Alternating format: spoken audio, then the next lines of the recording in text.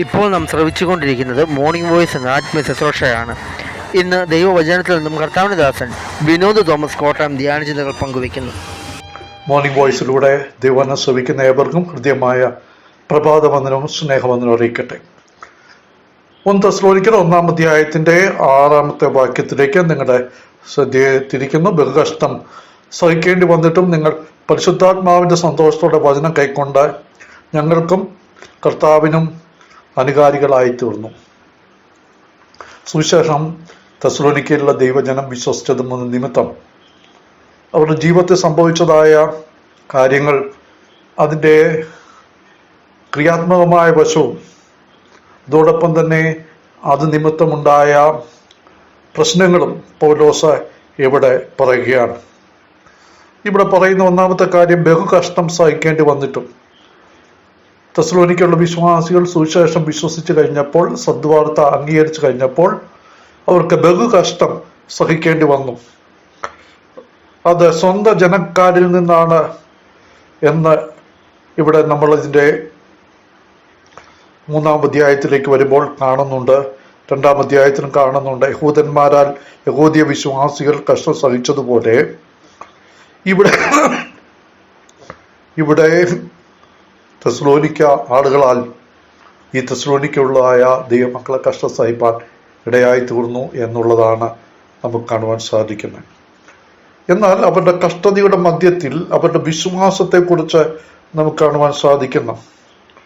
അവർ കഷ്ടതയുടെ മധ്യത്തിലും വിശ്വാസത്തിൽ ഉറച്ചു നിന്നു എന്നുള്ളത് നമുക്കിവിടെ ഒന്ന് കാണുവാൻ സാധിക്കുന്നു. വിശ്വാസത്താൽ അവർ കഷ്ടതയെ അതിജീവിച്ചു എന്നുള്ളതാണ് നമുക്കിവിടെ നിന്ന് ലഭിക്കുന്നതായ അനുഗ്രഹീതമായ ആത്മീയ പാഠം. അങ്ങനെ മുന്നോട്ട് പോകുന്ന ഈ ദൈവമക്കളെ വിശ്വാസത്തിന്റെ പരിശോധനയുടെ മുമ്പാകെ തളർന്നു പോകാതെ, ക്ഷീണിച്ചു പോകാതെ നിൽക്കുവാൻ അവരെ സാധിപ്പിച്ച കാര്യം എന്താണ് എന്ന് ഇവിടെ പൗലോസ് പറയുകയാണ്. ബഹുകഷ്ടം സഹിക്കേണ്ടി വന്നിട്ടും അവർക്ക് പരിശുദ്ധാത്മാവിന്റെ സന്തോഷത്തോടെ, അവർക്ക് പരിശുദ്ധാത്മാവിന്റെ സന്തോഷമുണ്ടായിരുന്നു എന്നുള്ളതാണ്. അഥവാ രക്ഷയുടെ സന്തോഷം അവർക്കുണ്ടായിരുന്നു എന്നുള്ളതാണ് നമുക്ക് കാണുവാൻ സാധിക്കുന്നത്.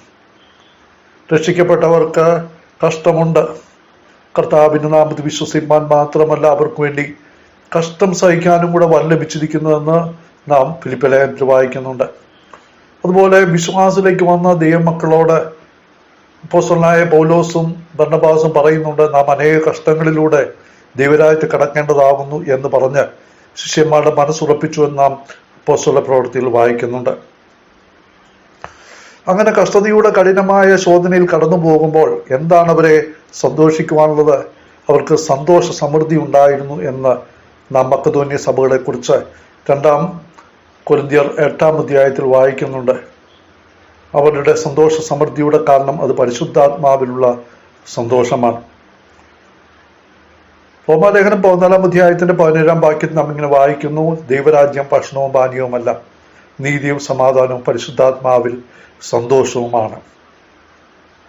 അപ്പോൾ ഈ ദൈവമക്കള് പരിശുദ്ധാത്മാവിന്റെ ആ ഫലമായ സന്തോഷം അവരുടെ ജീവിതത്തിൽ ഉണ്ടായിരുന്നു എന്നുള്ളതാണ്. വിശ്വസിച്ചതിലുള്ള സകല സന്തോഷവും സമാധാനവും അവര് അനുഭവിക്കുന്നുണ്ടായിരുന്നു എന്നുള്ളതാണ് നാം വായിക്കുന്നുണ്ട്. കർത്താവിൽ വിശ്വസ നിമിത്തം ആ കാലഘട്ടമാണിയും കുടുംബവും സന്തോഷിച്ചു എന്ന് നാം വായിക്കുന്നുണ്ട്.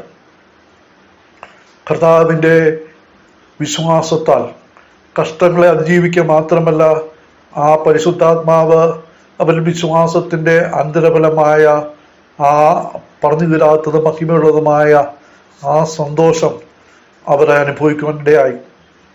നമുക്കറിയാം, ഈ സഭയിലെ ഈ സ്ഥലത്ത് ചെല്ലുന്നതിന് മുമ്പ് പൗലോസും കൂടെ ഉള്ളവരും വളരെ കഷ്ടം സഹിച്ചതായിട്ട് 2-ാം അധ്യായത്തിൽ പറയുന്നുണ്ട്.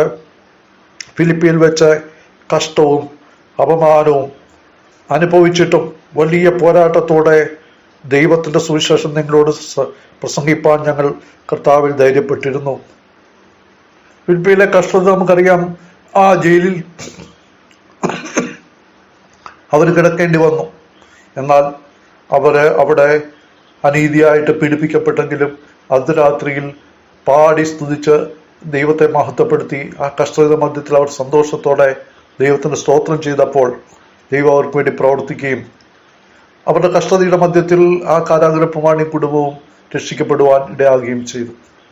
അപ്പോൾ അതേ പരിശുദ്ധാത്മാവിലുള്ള സന്തോഷം ഇപ്പോൾ ഈ ഫിലിപ്പിയ വിശ്വാസികൾ ഈ തെസ്സലോനിക്ക വിശ്വാസികൾ അനുഭവിക്കുകയാണ്. അങ്ങനെ അവർ അനുഭവിക്കുന്നത് കൊണ്ട് എന്താണ് സംഭവിച്ചത്? ദൈവവചനം അവർ കൈക്കൊണ്ടു എന്നുള്ളതാണ്. പരിശുദ്ധാത്മാവിന്റെ സന്തോഷത്തോടെ വചനം കൈക്കൊണ്ടു.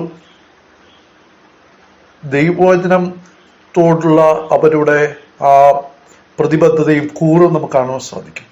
രക്ഷയിൽ അടങ്ങിയിരിക്കുന്ന 3 കാര്യങ്ങൾ നമ്മളിവിടെ കണ്ടു. ഒന്ന്, രക്ഷയിൽ വലിയ കഷ്ടതകൾ ഈ ലോകത്ത് സഹിക്കേണ്ടി വരും. കാരണം ഈ ലോകം നമുക്ക് അനുകൂലമല്ല. പച്ചമരത്തോട് ഇങ്ങനെ ചെയ്തെങ്കിൽ ഉണങ്ങിയൻ എന്ത് ഭവിക്കും എന്ന് കർത്താവ് പറഞ്ഞത് നാം വായിക്കുന്നുണ്ട്.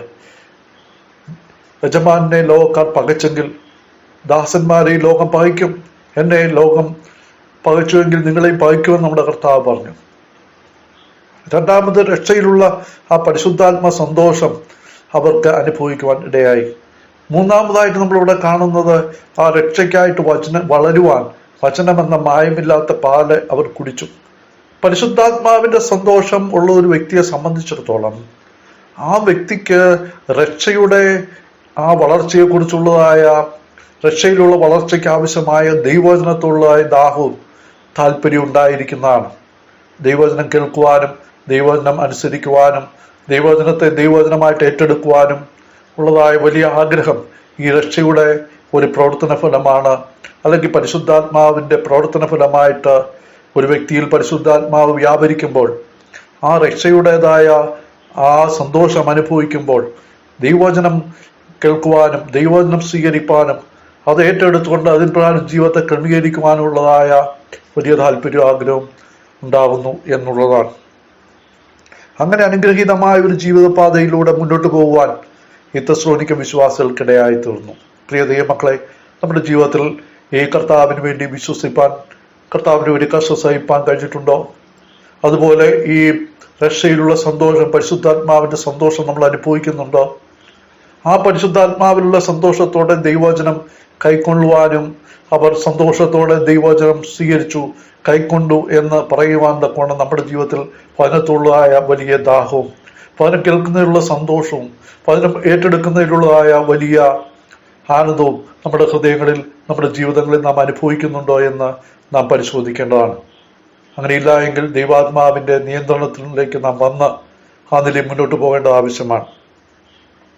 പിന്നീട് പൗലോസ് പറയുന്നത്, അങ്ങനെ വന്നപ്പോൾ അവര് അനുകാരികളായിട്ട് തീർന്നു, അവർ അനുഗമിക്കുന്നവരായി തീർന്നു, അവര് ക്രിസ്തുവിനെയും പൗലോസിനെയും മാതൃകയാക്കി മുന്നോട്ട് പോകാൻ ഇടയായി തീർന്നു. ഇവിടെ 3-ാം തലമുറയെക്കുറിച്ചാണ് നമുക്ക് കാണുവാൻ സാധിക്കുന്ന. ഒന്നാമത് ക്രിസ്തു, രണ്ടാമത് പൗലോസ്, മൂന്നാമത് തെസ്സലോനിക്ക വിശ്വാസികൾ. കർത്താവ് നല്ല മാതൃക വെച്ചു പോയി. പൗലോസ് ആ മാതൃക അനുകരിച്ചു. ഞാൻ ക്രിസ്തുവിന്റെ അനുകാരിയായിരിക്കുന്ന പോലെ നിങ്ങളും എൻ്റെ അനുകാരികളാവീൻ എന്ന് പറഞ്ഞു. തെസ്സലോനിക്കയിലെ നല്ല മാതൃക കാണിച്ചു കൊടുത്തു. അത് ഏറ്റെടുത്ത വിശ്വാസികള് വചനപ്രകാരം ആ ക്രിസ്തുവിന്റെ സാക്ഷികളായി, ആ ക്രിസ്തുവിന്റെ അനുകാരികളായി മുന്നോട്ട് പോയ നിമിത്തം അവരെ നല്ല മാതൃകയുള്ള വിശ്വാസികളായി തീരുവാൻ ഇടയായി തീർന്നു. പ്രിയപ്പെട്ടവരെ, ക്രിസ്തുവിന്റെ മാതൃക അവിടുത്തെ ദാസന്മാരിലൂടെ ദൈവവചനത്തിലൂടെ നമുക്ക് വാണിച്ചു കാട്ടിയിരിക്കുകയാണ്. ആ മാതൃക ഏറ്റെടുക്കുവാനും ക്രിസ്തുവിന്റെ അനുകാരികളായി മുന്നോട്ട് പോകുവാനും നമ്മെക്കുറിച്ച് ദൈവം ആഗ്രഹിക്കുന്നു. ആ നിലയായി നമ്മെ തന്നെ സമർപ്പിക്കാം. അവിടുത്തെ നാമം മഹത്വപ്പെടുമാറാകട്ടെ.